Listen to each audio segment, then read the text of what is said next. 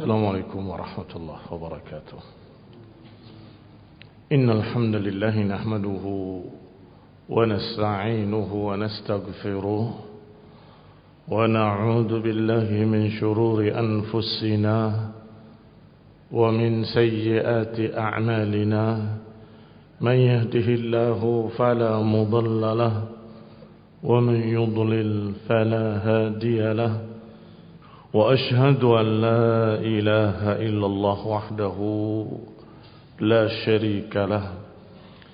وأشهد أن محمدا عبده ورسوله صلى الله عليه وعلى آله وأصحابه والتابعين وتابع التابعين ومن تبعهم بإحسان إلى يوم الدين.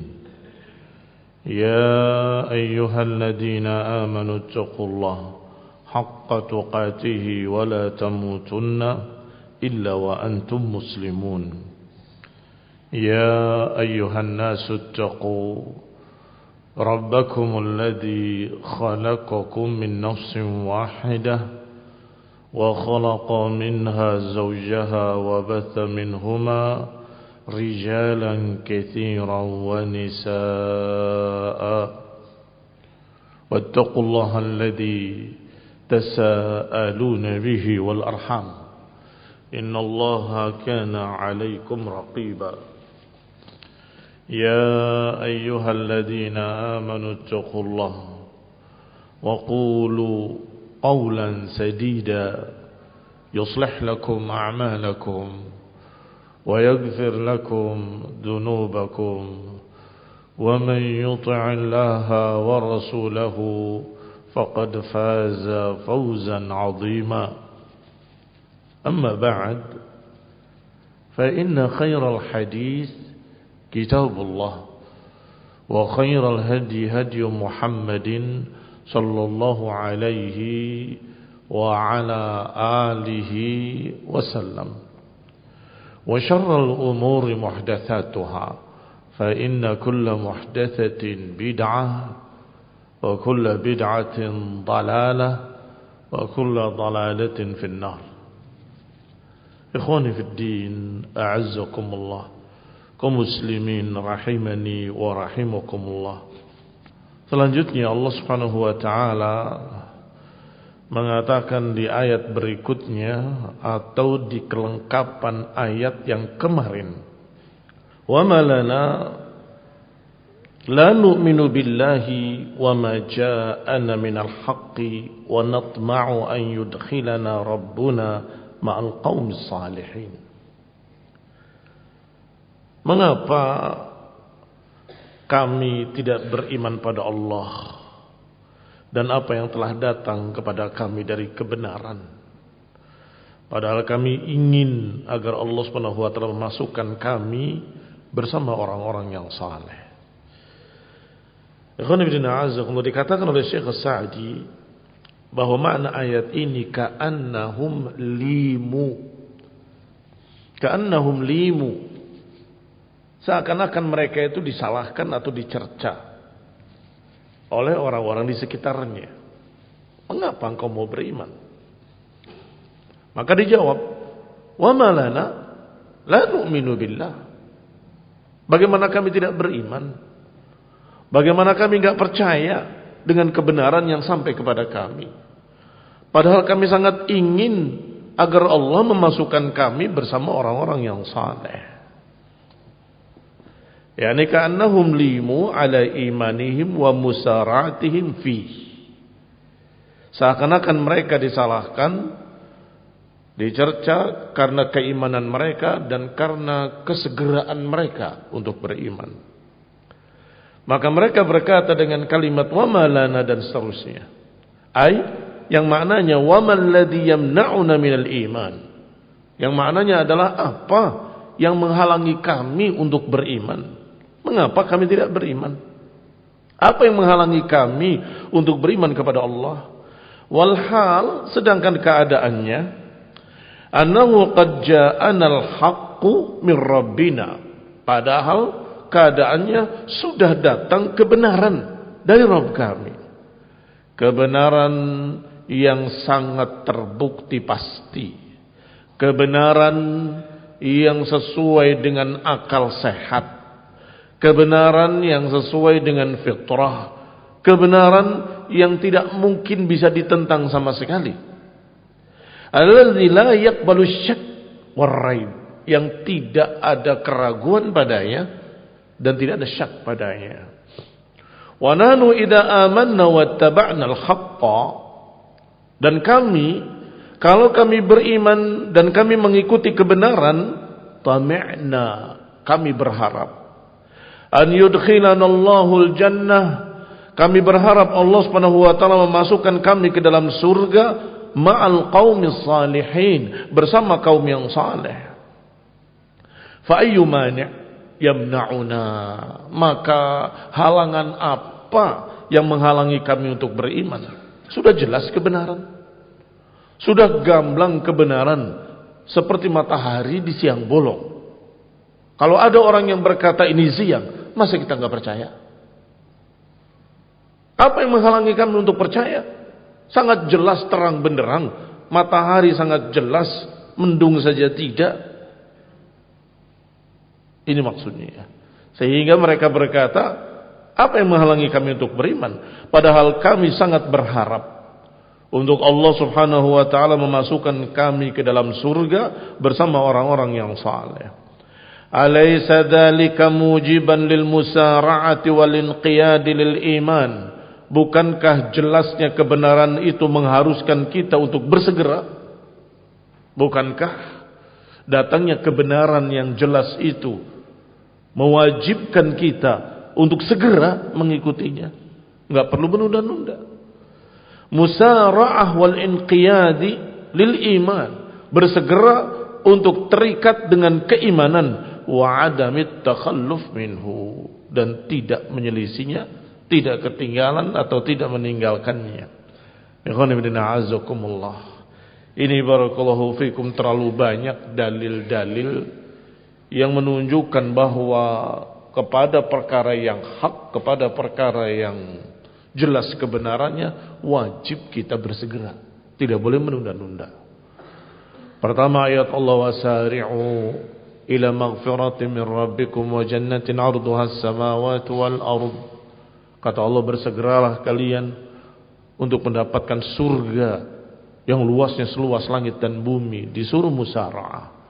Juga ayat lain yang menyatakan fastabiqul khairat, berlomba-lombalah dengan kebenaran. Ditambah lagi dengan ayat Allah Subhanahu wa taala yang lain yang juga memerintahkan untuk segera. Wa fi dzalika falyatanafasil mutanafisun. Maka untuk itulah, ini untuk surga itulah, hendaklah kalian bersaing, berlomba-lomba, bersegera. Demikian pula dalam hadis Nabi SAW menyatakan badiru bil a'mali fitanan. Bersegeralah kalian untuk beramal sebelum datang fitnah-fitnah. Dan lain-lain dari dalil-dalil ayat dan hadis yang memerintahkan untuk bersegera dalam kebenaran. Jangan ditunda-tunda. Qala Allah Ta'ala, Allah Subhanahu wa taala berfirman, fa'athabahumullahu bima qalu. Kata Allah di ayat berikutnya, maka Allah pun membalas mereka dengan kebaikan karena apa yang mereka ucapkan. Ikhwan fillah a'azzakumullah, kaum muslimin rahimani wa rahimakumullah, di ayat yang ke-85 dari surat Al-Maidah ini, Allah Subhanahu wa taala membenarkan ucapan mereka tadi. Wa ma lana la nu'minu billahi wa ma ja'ana minal haqq. Mengapa kami enggak beriman kepada Allah dan kepada apa yang datang pada kami dari kebenaran? Padahal kami sangat ingin untuk dimasukkan oleh Allah ke dalam surga bersama orang-orang saleh. Kata Allah, fa'athabahumullahu bima qalu. Allah balas mereka atas apa yang mereka ucapkan tadi. Ay bima tafawwahu bihi minal imani wa nataqu bih. Yaitu apa yang mereka ucapkan dari ucapan iman. wa nataqu, dan mengikrarkan, minat tasdiqi, mengikrarkan pembenaran dengan kebenaran. Asyhadu an la ilaha illallah wa asyhadu anna Muhammadan Rasulullah. Ini ikrar pembenaran. Mereka meyakini dan mempersaksikan bahwa memang tidak ada yang berhak diibadahi kecuali Allah. Yang namanya uluhiyah, ketuhanan, ya cuma satu. Kalau lebih dari satu, tidak bisa disebut Tuhan. Karena Tuhan itu adalah yang paling kuasa, yang paling tinggi, yang paling mulia, yang paling memiliki, sehingga tidak mungkin lebih dari satu. Asyhadu an la ilaha illallah.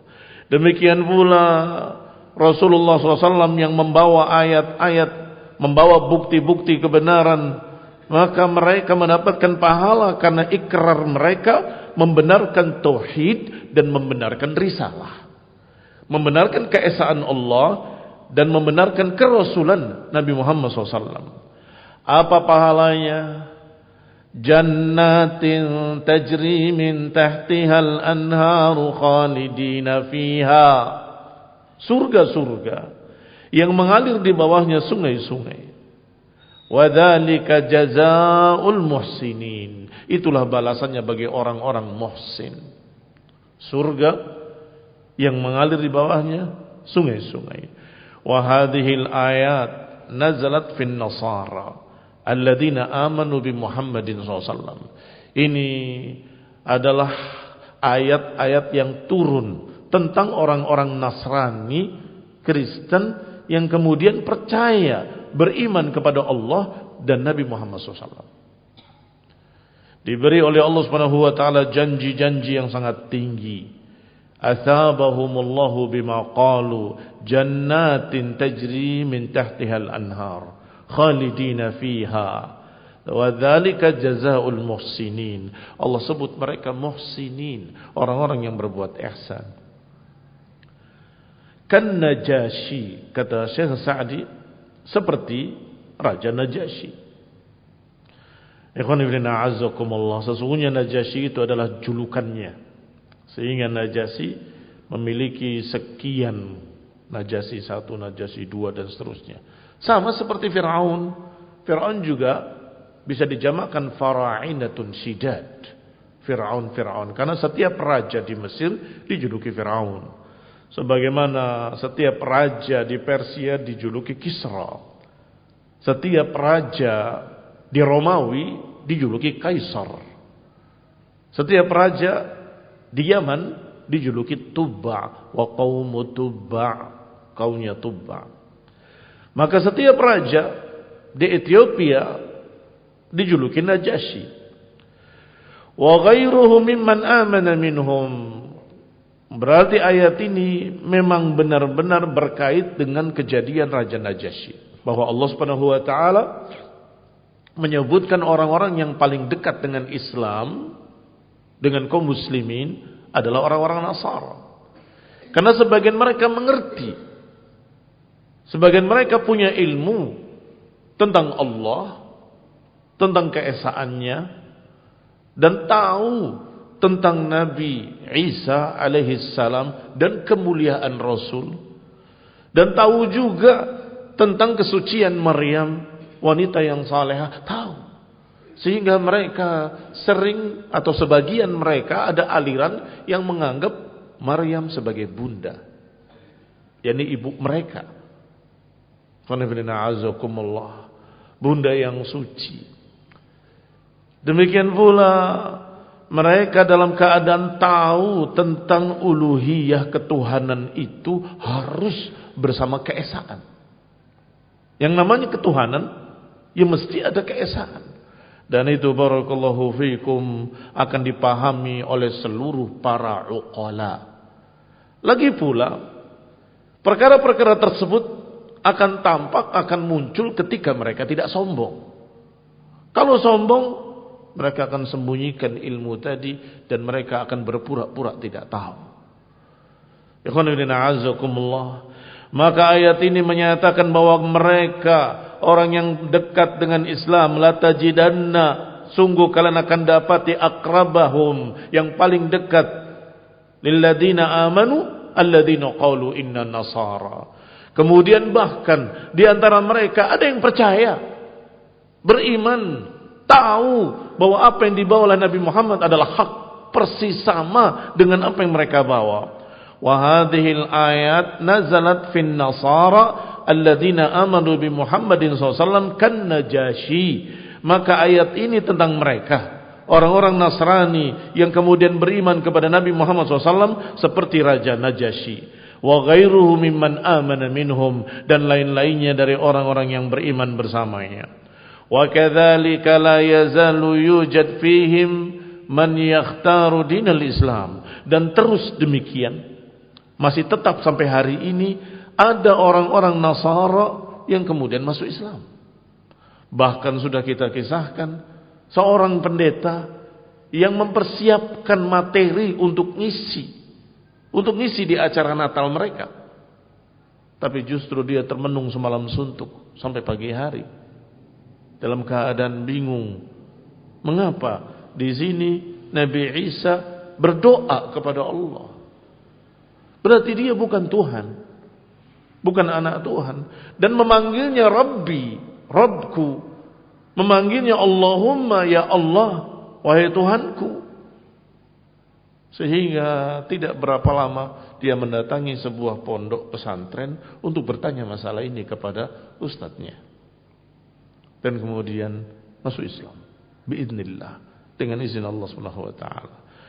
Wa yatabayyan lahu butlan ma kanu alaih, dan menjadi jelaslah dengan itu kebatilan yang ada pada mereka sebelumnya.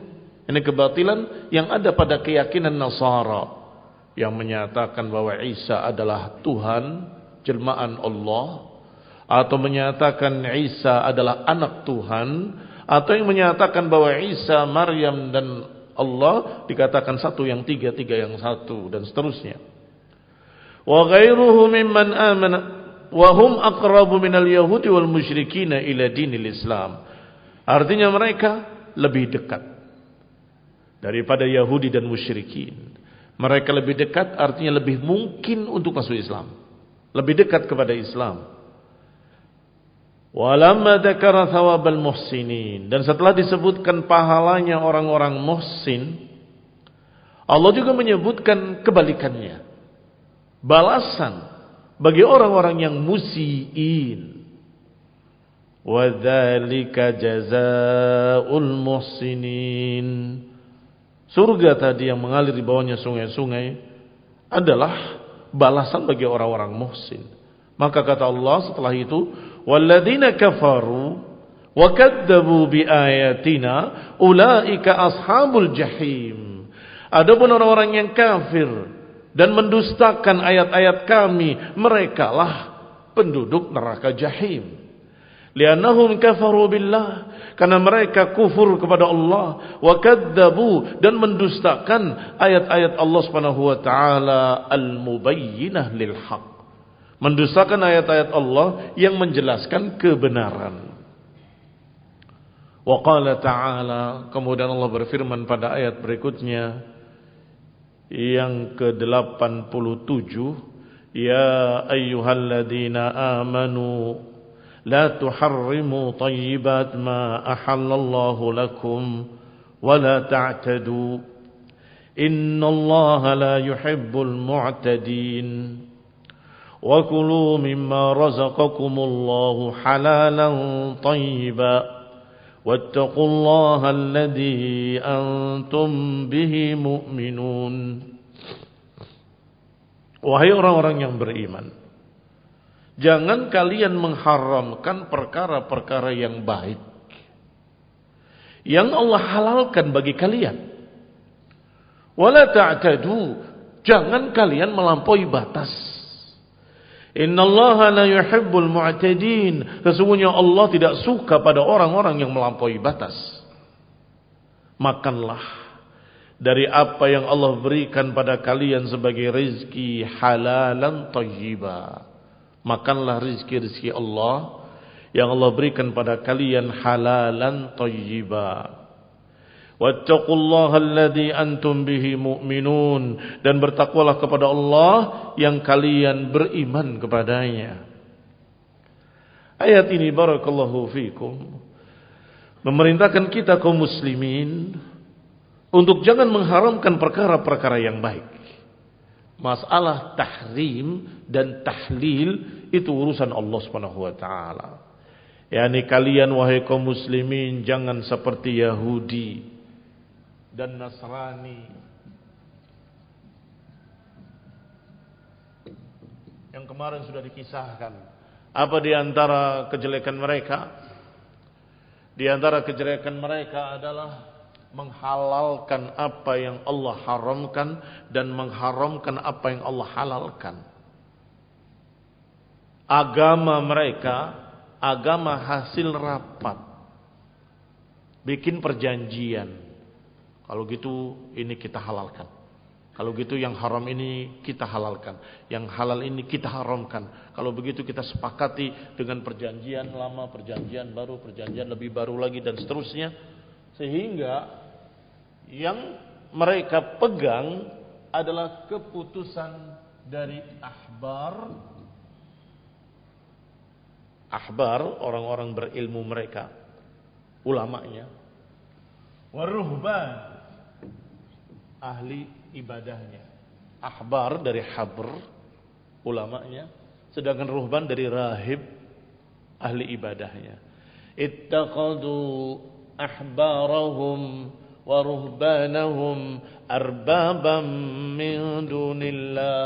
Mereka menjadikan alim ulamanya, menjadikan ahli ibadahnya sebagai Rabb selain Allah. Arbaban min dunillah, dianggap sebagai Rabb seperti Tuhan. Apa maksudnya? Bukankah mereka hanya menuhankan tiga? Menuhankan Isa, menuhankan Maryam, dan menuhankan Allah Subhanahu wa taala. Tetapi mengapa dikatakan dalam ayat ini mereka menjadikan pendeta-pendeta ini sebagai Tuhan? Karena mereka menghalalkan yang haram, mereka mengharamkan yang halal, tetap diikuti. Dan masyarakatnya menganggap bahwa tokoh-tokoh alim ulamanya, tokoh-tokoh ahli ibadahnya berhak untuk merubah syariat.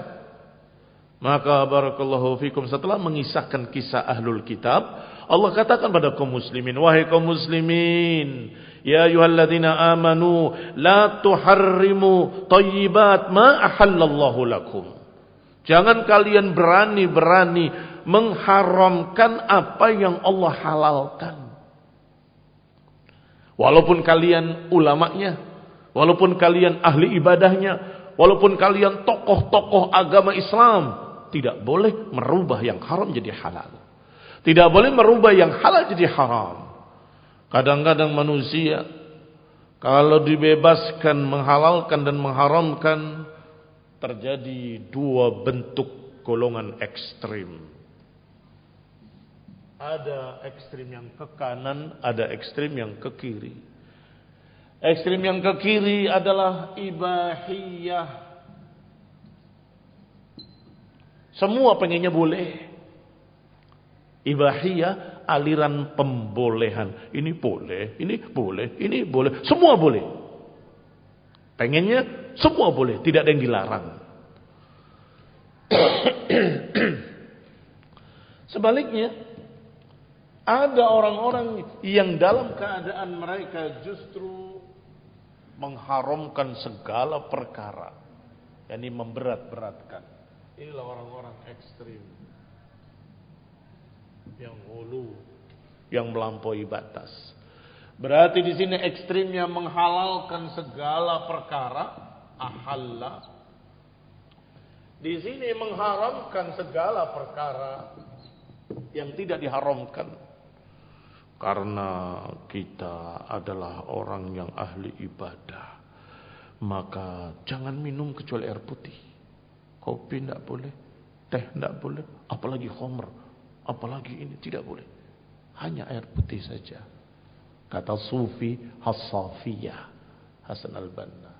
Siapa yang mengharamkan teh? Siapa yang mengharamkan kopi? Tidak ada.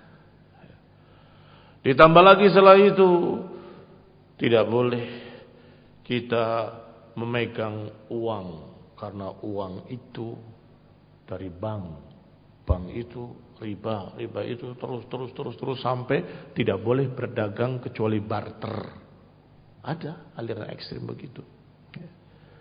Yang berikutnya lagi, sampai mengharamkan sekian perkara, menyulitkan dirinya sendiri. Makan daging nanti akan membuat seseorang syahwatnya tinggi, bahaya. Kita harus jaga syahwat, jangan makan daging apapun.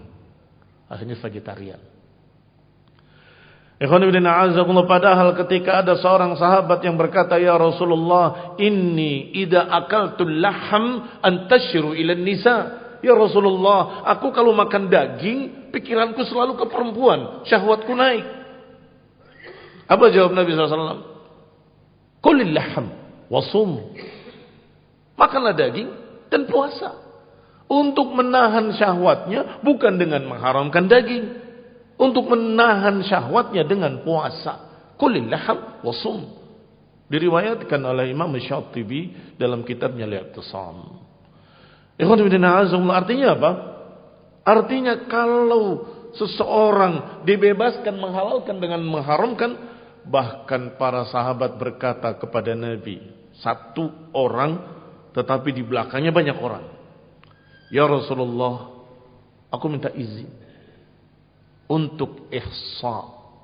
Ihsa itu memotong urat kemaluannya supaya tidak ada syahwat lagi. Tidak diizinkan oleh Nabi. Dan kata para sahabat, lau adina lahu lakhtasaina. Kalau saja dia diizinkan, kami semua akan vasektomi, tubektomi, kami akan potong supaya tidak ada syahwat lagi. Tidak dilarang menikah. An-nikahu sunnati, faman raghiba an sunnati falaysa minni. Nikah itu sunnahku, kata Nabi. Siapa yang tidak suka sunnahku ini bukan golonganku. Para sahabat saking semangatnya ingin untuk memotong syahwatnya, tetapi tidak diizinkan oleh Nabi. Dan para sahabat yang lain berkata, lau adina lahu lahtasaina. Dan itu dalam riwayat-riwayat yang sahih. Kalau saja dia diizinkan, kami semua akan ihsa. Kami semua akan melakukan yang sama. Wahai orang yang beriman, ikuti syariat yang sudah sempurna. Ikuti syariat Allah yang sudah lengkap sempurna. Jangan dirubah. Jangan dihalalkan yang haram, jangan diharamkan yang halal. Kembali pada ucapan Syekh Sa'di rahimahullah, yakni jangan mengharamkan makanan-makanan dan minuman-minuman yang halal. Fa innaha ni'amun an'amallahu biha 'alaikum. Karena itu merupakan kenikmatan-kenikmatan yang Allah berikan kepada kalian. Fahmaduhu, pujilah Allah idza ahallaha lakum. Pujilah Allah kalau Allah halalkan untuk kalian. Makanlah halalan thayyiba. Washkuruhu wa la taruddu ni'matahu bikufriha. Syukurilah dan jangan tolak kenikmatan yang telah Allah berikan dengan mengkufurinya, kufur nikmat. Aw adami qabuliha, atau dengan tidak mau menerimanya. Aw i'tiqad tahrimiha, atau meyakini keharamannya. Beberapa tokoh sufi menyatakan wajbatun li muslimin aw lil insani kulla yawmin wajbatun wahidah. Faman akthara min wajbatin wahidatin faqad i'tada, faqad asraf. Wallahu yaqul kulu washrabu wa la tusrifu. Kata salah satu tokoh sufi menyatakan yang namanya makan itu dalam sehari sekali saja. Siapa yang makannya lebih dari sekali maka dia israf. Sedangkan Allah berfirman, kulu washrabu wa la tusrifu. Makanlah dan minumlah, jangan berlebihan. Dianya konsekuen, makan sekali sehari. Siang saja. Dan kalian makan 3 kali, musrifun kata dia. Kalian musrifun, karena Allah menyatakan wala tusrifu. Rasulullah SAW pernah menyatakan bahwa perut manusia ini thuluthun lit-ta'am wa thuluthun lil-ma wa thuluthun lil-hawa. Sepertiga makanan, sepertiga hawa, udara, dan sepertiga lagi air. Tetapi kata para ulama, thuluthun nas yakhtalif. Sepertiganya orang-orang itu beda-beda. Kamu cukup segitu sepertiganya. Sepertiganya orang lain lebih banyak. Bagi dia kurang. Maka urusan seperti itu, barakallahu fikum, jangan mengharamkan yang halal. Kulu washrabu. Kalau sudah melampaui batas dalam artian sampai membikin madarat, itu yang akan terkena. Akan terkena ayat tadi, la tusrifu, jangan berlebihan. Selama masih normal-normal saja, masih sehat-sehat, silakan makanlah apa yang kalian mau makan. Ikhwan ibn a'azakumullah muslimin rahimani wa rahimakumullah. Qala, dikatakan fatajma'una bidzalika bainal qawli 'ala Allahil kadhib wa kufrun ni'mah. Berarti orang yang mengharamkan apa yang Allah halalkan, mereka melakukan dua hal sekaligus.